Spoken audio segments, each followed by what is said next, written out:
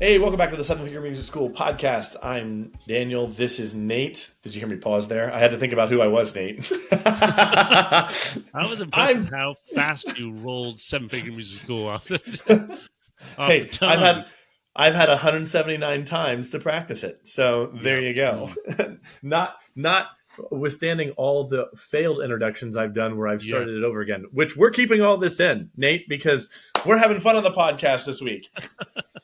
You know why? Tell me. Because we're on the myth number 2 from the series that we're doing on the 5 myths of growing a music school. And I really like this myth. This myth, if we can debunk it, is going to help a lot of people because I get so tired of seeing music school owners be tired because they've fallen for this myth. Or Yes. they've just done it naturally and no one and it's a myth that was kind of invented in their own head. No one told them to do this. It just Mm-hmm. seemed logical. It was intuitive, but man, does it prevent a lot of people from getting over 200 to 250 students? Yes, indeed. And it's exhausting to subscribe to this myth. Like you said, Yes. Yeah. we are tired of seeing tired and exhausted music school owners. No Yeah. need to be. Now, Shall I introduce fortunately, the myth? I think so, but I do want to just say, just for a second, that fortunately the solution to this myth is actually kind of simple because it involves doing less, not more. Right. Kind of teasing it there a little bit. But yeah, Nate, go ahead and introduce it for us. Well, we've titled this one If last or myth number 1 was the delegation delusion, we've titled this the expansion mirage. Or growth comes from adding more and more. Yeah. So the expansion mirage. And actually, before we pressed record, I was wondering, have I ever actually seen a real mirage? Maybe when I was camping in Death Valley with my mother 30 years ago, I saw a mirage in the desert. But anyways, we call it the expansion mirage. And Daniel, what do we mean by that? Well, in the idea of what a mirage is, it's a false hope. It's a Hmm. uh, it's a false vision Yes. that you chase. That's kind of how I view the mirage. Um, and so the false vision here is that growth comes through adding more, and it And is a what do we lie. It mean is a by myth. more? Yeah. When we say Well, more, what are we referencing? because there is a lot more that you can add, but we are speaking specifically about a few things. Almost every mid-sized school I know or have worked with, most of them, and I mean like 80% plus, have fallen for this. And it's the idea of adding more programs, more instruments, more service. That must mean more revenue. It must be Even the more way to get teachers. bigger. Yeah. Yes. Even Yeah. more teachers. Like, oh, if I just get more teachers, I'll have more availability or Yeah. something, Yeah. you know? And let me even define some of the terms I just had there. Add more programs. So, in other words, let's license this system and this system and that system and this thing. Add Yeah. more instruments. Obviously, that's self-explanatory. Oh, you want kazoo lessons? Time to go hire a kazoo teacher because there's some money here. We can't. We, Hey, we can't leave opportunity unanswered. this is Carpe diem. exactly. Don't leave opportunity on the table. You have no idea how much trouble you're getting into by agreeing to start a kazoo choir. Yeah. Oh man, that might be a marketing problem. And then more services. And again, I want to define this because it's like, hey, why not have a piano tuner working for us? Hey, why not add a retail part to our store? Yeah. Let's sell pianos. Let's sell guitars. Let's do an instrument rental business. Great idea. Hey, let's do reed services for oboes and clarinets. This is a great plan. This is, There's money yeah. here. Here's one that's very big city. Let's start picking up from every school within, 20 blocks. If we just, people keep asking, will you just pick up at the school? So we'll just start coming up with a way to pick up Mm. students from 15 different local elementary schools, which, by the way, Brooklyn Music Factory 100% succumbed to that challenge. And then just, it almost crushed the business, Oh my trying word. to sort that whole thing out. So I love how you frame it. It's like not just the actual classes you're going to offer, but all the other Yeah. services you could offer, And right? even let me just say, you make such a great example because I've literally heard that one this year. Mm, The hey, oh, because it's a non-solution to a non-problem. Because here's what happens, and this goes to something we said in the last episode, where um, where depending on how you think, you're actually creating problems for yourself. Because what people will say is something like, "Oh, well, the reason that people aren't signing up, they tell me, is because of scheduling issues or because they're too busy. So let's solve their problem for them. Let's overfunction in the system. Let's take on every problem in the world, and we yeah, will solve our problem, which is a revenue problem, by solving all their problems. But you do not get good as a business by solving a lot of problems. You get good at niching down and solving a problem. And the only problem a music school should be solving is that this child can't play music. And even that really isn't the core problem there. But I'm just, for the sake of simplicity, I'm boiling it down to something that actually isn't even true. But I think you see the point I'm getting at. You do yeah. not look, a transportation business. You do not want to become the Uber. Like, you don't want to take on all of Uber's problems, as well as like training teachers, Education. hiring teachers, educating children, like classroom control and management. Like, what, now you're trying to become the Uber of music schools? I'm the Uber of humans. I'm not going to try that. Like, Right. Yeah. So So, my I point. mean, Yeah, go the Nate, please. expansion mirage. Let's just pull it Yes. back to the opening title. And let's just actually challenge our listeners to take a moment right now and ask themselves, have they actually succumbed to adding more programs than they can handle or deliver a promise on? Have they, Yes. you put it perfect when you said, we're going to solve every last one of you, our family or our customers' problems, even if they're not related to music education, Right. right? Ask yourself right now, before we kind of go into story time, go into how to dig ourselves out of this, go into solutions, start by just asking yourself, wait, have I said yes to every request? Mm, mm, yeah. Period. Have I said yes to every request? Because who was talking about this? Oh, yeah. I read this over the weekend, and it said a young entrepreneur thinks there's not enough opportunities out there. A mature entrepreneur knows there's too many opportunities out there. And so what we want to be is a mature entrepreneur that runs a company that will Yeah. outlast us. And we want to know specifically the opportunities that we're going to develop. As my 12-year-old son would say, bars, which which is the Gen Z borderline Gen Alpha version of what we called a mic drop moment. Like, all the kids are saying bars now. Bars. Dude, I need to test that today in the community room. I don't know if I've used that ever. Okay, you know what you need to? You need to report back on the next episode that we record, because when he started saying it, I instantly knew what he meant, and I just thought it was hilarious. And then I started saying, he's like, "Dad, you can't say that. You can't say No, that. yeah. That sounds so cringy when you say Yeah, no. it." Now you're just a creepy dad. Anyway. Okay. Um, So, oh, yeah, go ahead. no, well, I was going to say, let's take it into sort of some of the misconceptions and realities and kind of get more Right. detailed and story driven. Is that good? Yes, it is. And before we even get to that, though, however, I want to go to the place where I think is going to be the most value that people will pull out of these episodes. Okay. And we Okay, did it sweet. last episode, because what was that beating heart? What is the beating heart? What is the result that they get, and why are they getting that result? Because, again, we said this a lot last episode. We haven't said it much this episode. Our goal isn't to go into the minutia of solving the problems. We've created Mm-hmm. 178 episodes, or 177 episodes Mm-hmm. before this, that kind of got into the minutia of some of these things. The goal with this series was to, like, go to a bigger picture level and say, like, what is the thing that the owner is struggling with? What are they not letting go? What's the heart of the issue that's causing this issue for them? And it's this: if you fall for this trap, you're going to drown in complexity. Okay, you're going to end Mm-hmm. up managing a Frankenstein's monster programs, and your school will never break through 200, 250, 300.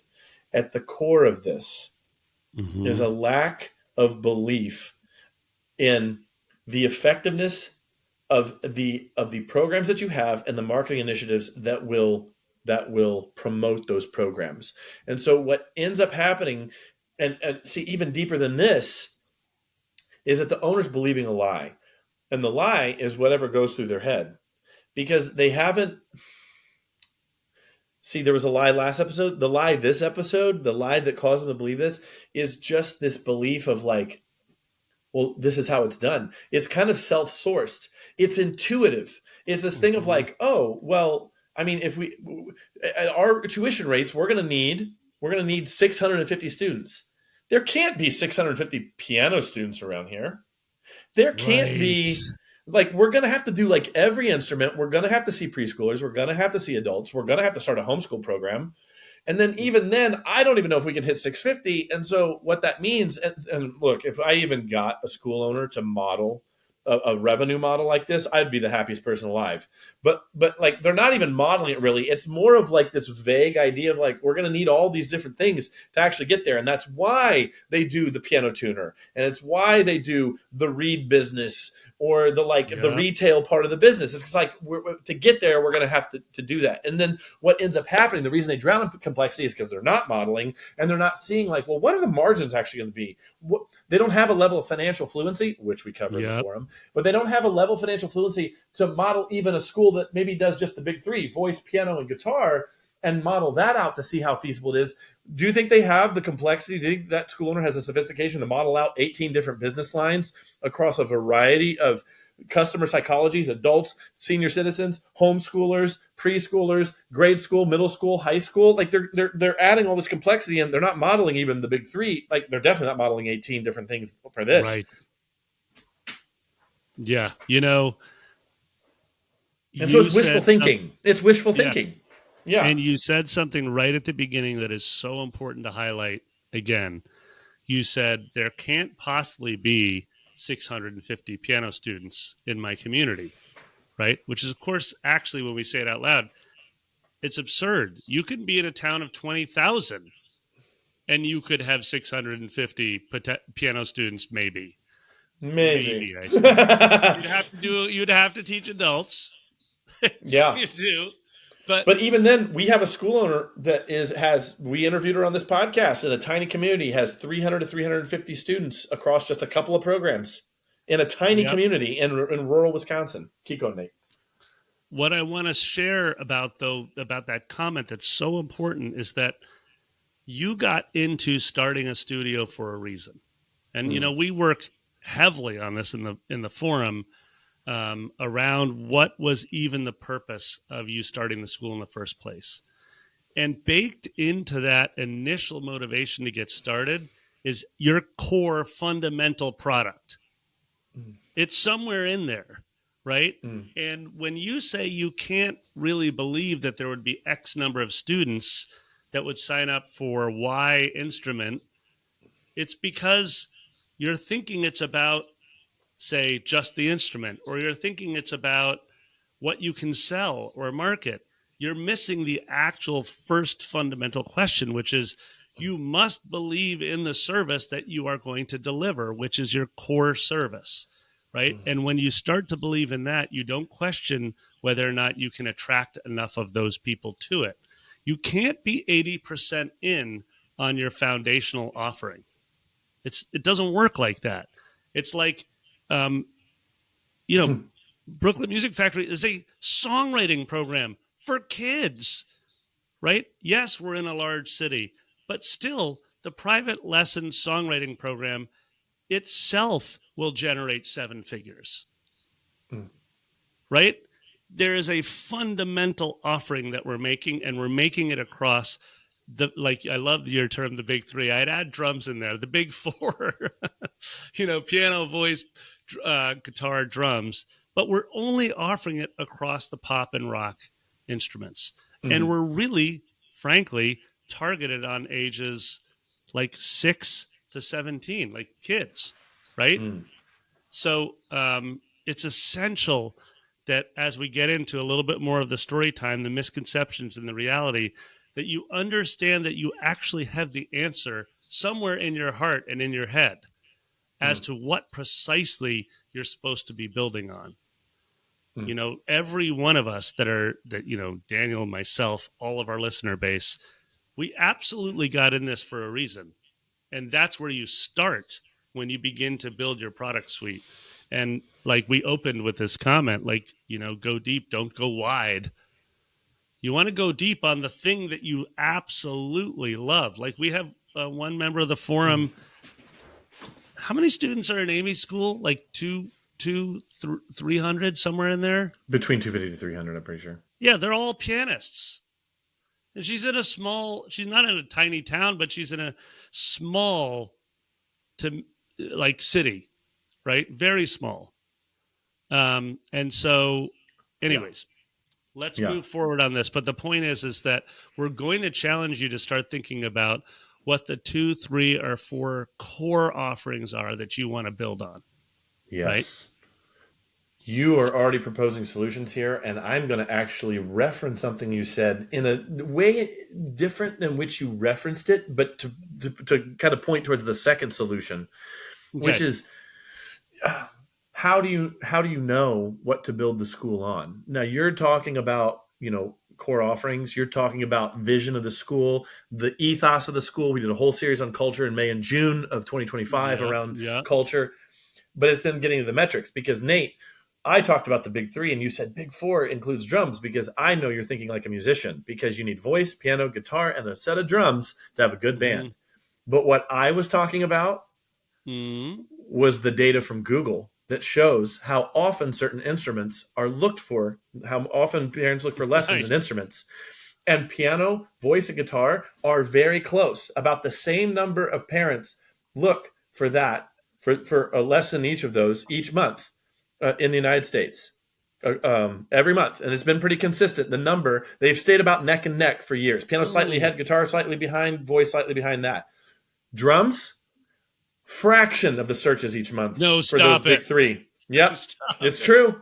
It's true. But If you I'm a know how to drummer. find, yeah, if you know how to find the data, you can find this. And but here's the deal, and this goes to the point of the solution I want to talk about, which is if you don't know this information, you're basically making decisions based on, again, and this is the point of the series. If you believe a lie, your actions are going to be different, and you can fight with reality, but reality is going to win 100% of the time.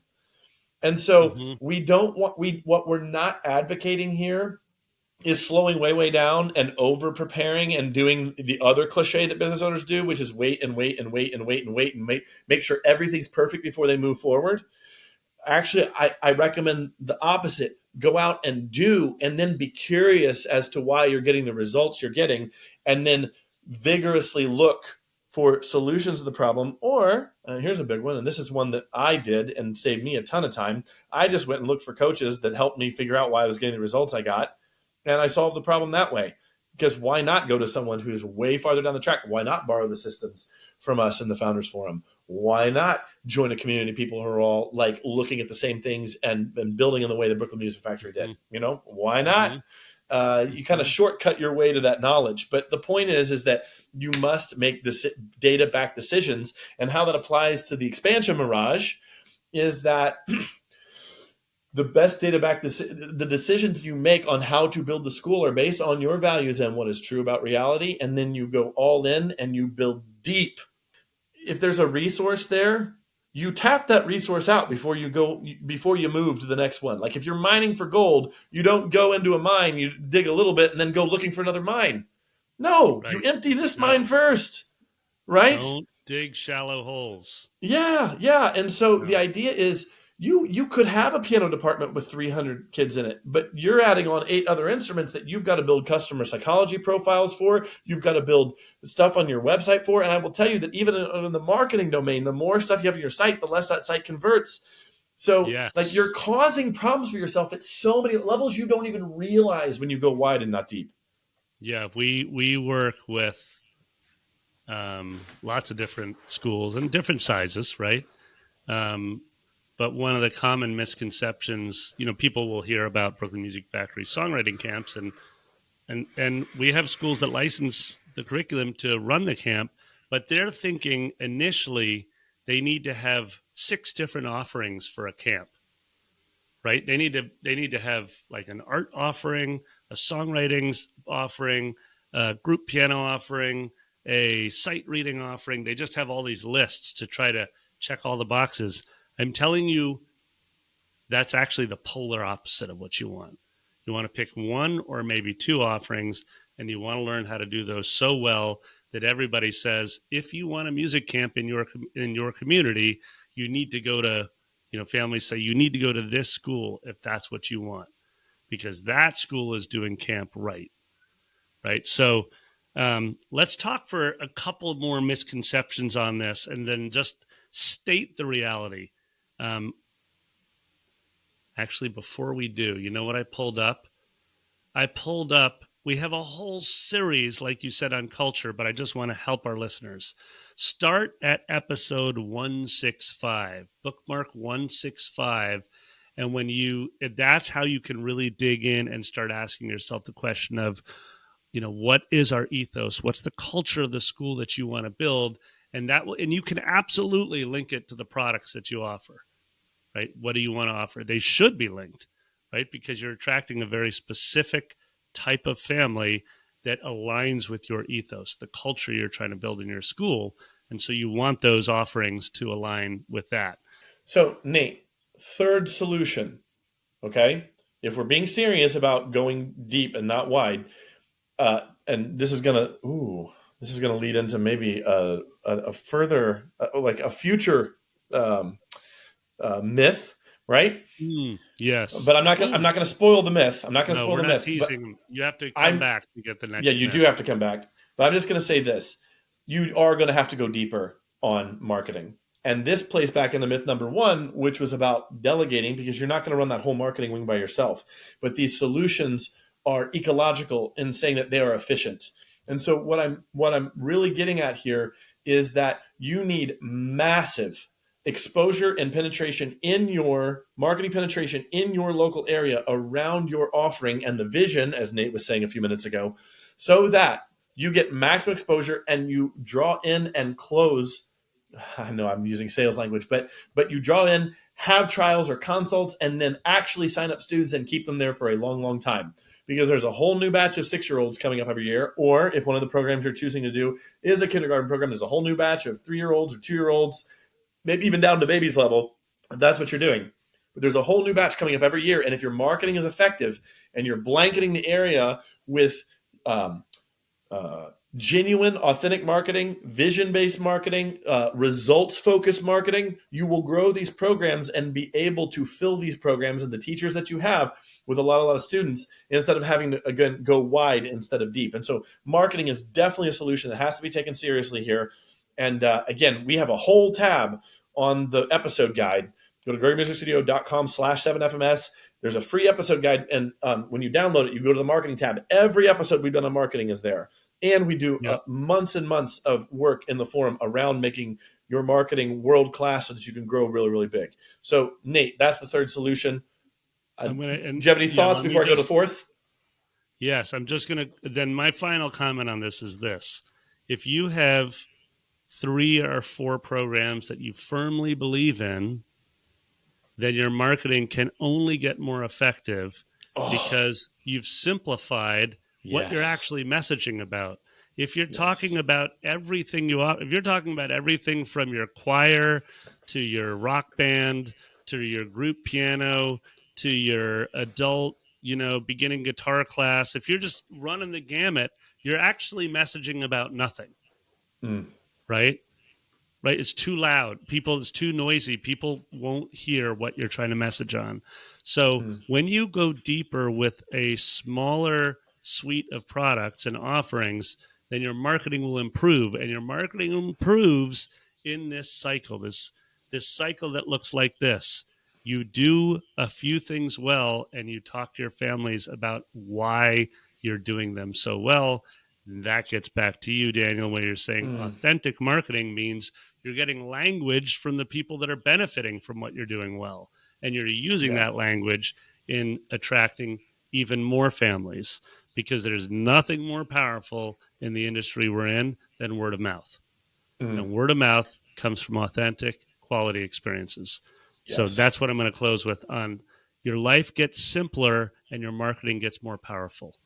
I completely agree. And it leads really into the final solution or the last solution that we're going to talk about. And it's closely related to that. You're creating problems from yourself that you don't even understand when you multiply and go wide, because there's all these things you have to do, and you can't do the fourth thing here, which is intentional program design. And so if you have Yeah. fewer programs to design, they will necessarily be better. And again, if you've got 18 things to keep track of, your brain never gets to settle. When you have fewer things to keep track of, you can keep improving. When you're having shower thoughts in the morning, when you're getting ready for the day, you're thinking specifically about 1 to 3 programs, and you're thinking constantly about, how can I make that better? How can I make that better? How can I make that better? If you're doing a Mm-hmm. lot more, you're probably never thinking that deeply about any one of those programs. Or maybe your main program you would think about, but guess what? You can't.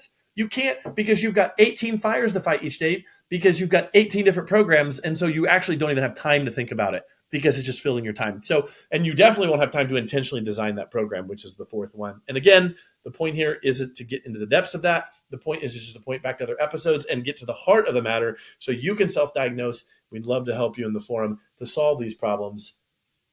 I'm done. Thank you. Good night. Another good one, Nate. We'll come back next week for Myth 3. Definitely tune in for that. Thank you so much for listening, and we will see you in the next one.